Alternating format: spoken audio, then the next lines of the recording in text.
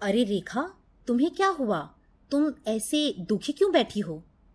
मैं जहाँ काम करती हूँ वहाँ पर मेरे साथ गलत हुआ। गलत मतलब? मुझे बताओ, क्या हुआ तुम्हारे साथ? मैं जहाँ काम करती हूँ वहाँ मालिक के कुछ दोस्त आए थे। मैं जब उनको चाय देने गई तो मेरे मालिक ने मेरे हाथ को छुआ और उनके दोस्त ने मेरे शरीर के बारे में भी गंदे मजाक किए। बहुत डर लग रहा है वहाँ काम पर जाने से। अरे रेखा, ये जो तुम्हारे साथ हुआ है ये कार्यस्थल पर यौन उत्पीड़न है। ये एक गैर कानूनी व्यवहार है। ये तुम्हारे मौलिक अधिकारों का भी हनन है। सलमा, मुझे इस बारे में कुछ भी नहीं पता। हमारे देश में 2013 में महिलाओं के साथ कार्यस्थल पर यौन उत्पीड़न रोकथाम, निषेध और निवारण कानून, इस कानून के अनुसार हर वो महिला जो संगठित या असंगठित क्षेत्रों में काम करती है उसको काम की जगह पर सुरक्षा का अधिकार है, और अगर उनके साथ काम की जगह यौन उत्पीड़न होता है तो वो गैर कानूनी है और एक दंडनीय अपराध है। क्या तुम मुझे संगठित और असंगठित क्षेत्र का फर्क बता सकती हो? हाँ बिल्कुल। संगठित क्षेत्र में कर्मचारियों को नौकरी की सुरक्षा, सवैतनिक अवकाश, वैसी छुट्टी जिसमें वेतन ना कटे, पेंशन, स्वास्थ्य और अन्य लाभ, काम के निश्चित घंटे और ओवर टाइम काम के लिए अतिरिक्त वेतन मिलता है। वहीं दूसरी ओर असंगठित क्षेत्र में कोई नौकरी की सुरक्षा नहीं है, कोई भुगतान, अवकाश या सेवानिवृत्ति पर पेंशन नहीं है, भविष्य निधि या स्वास्थ्य बीमा का कोई लाभ नहीं है, काम के घंटे अनिर्धारित हैं और सुरक्षित कार्य वातावरण की कोई गारंटी नहीं है। क्या तुम मुझे बता सकती हो कि यौन उत्पीड़न क्या होता है? यौन उत्पीड़न एक अनचाहा व्यवहार है जो यौनिक प्रवृत्ति का होता है। जब ये व्यवहार आपके कार्यस्थल पर होता है तो ये कार्यस्थल पर यौन उत्पीड़न कहलाता है। अच्छा, तो क्या यौन उत्पीड़न के कोई प्रकार भी हैं क्या? हाँ, इस कानून के अनुसार कार्यस्थल पर यौन उत्पीड़न के 4 प्रकार हैं।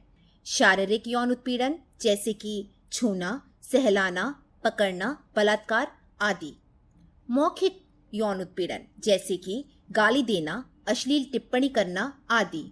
गैर मौखिक यौन उत्पीड़न जैसे कि सीटी बजाना, आंख मारना, होंठ चबाना आदि। दार्शनिक यौन उत्पीड़न जैसे कि अश्लील तस्वीरें दिखाना, मैसेज भेजना आदि।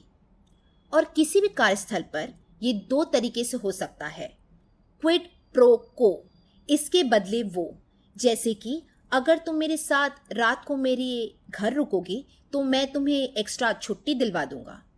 काम का डरावना माहौल जैसे कि अगर कोई महिला कार्यस्थल पर यौनिक समझौते के लिए मना करती है तो उसके लिए कार्यस्थल का माहौल कठिन बनाना या उसे मानसिक रूप से तंग करना।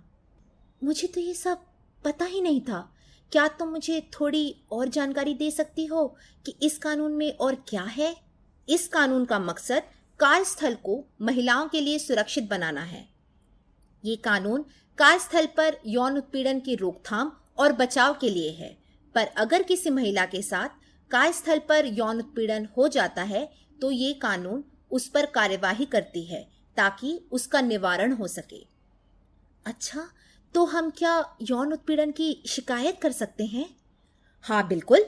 जिस संस्था में 10 या 10 से ज्यादा लोग काम करते हैं वहां आंतरिक समिति का गठन होना अनिवार्य है और इसी समिति के पास यौन उत्पीड़न की शिकायत की जाएगी।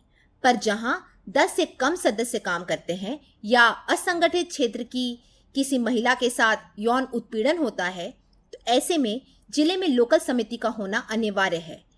जैसे रेखा, तुम एक घरेलू कामगार महिला हो तो तुम अपने जिले की लोकल समिति में अपने साथ हुए यौन उत्पीड़न की शिकायत कर सकती हो। तो ये लोकल समिति कहाँ होती है? लोकल समिति को जिले में बनाने की जिम्मेदारी जिला अधिकारी की होती है।